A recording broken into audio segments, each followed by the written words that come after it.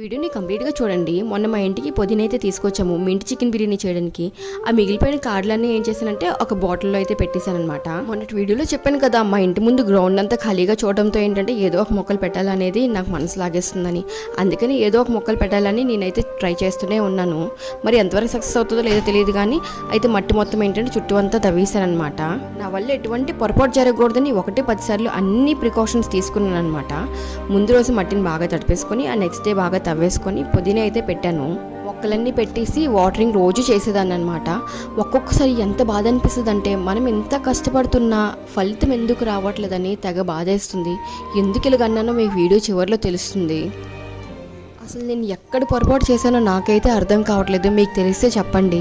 మొక్కలన్నీ పాడైపోయాయి అనమాట. ఒక్కటి చిగురించలేదు. ఒకే ఒక మొక్క చిన్నగా చిగుర్లు పెడుతుంది.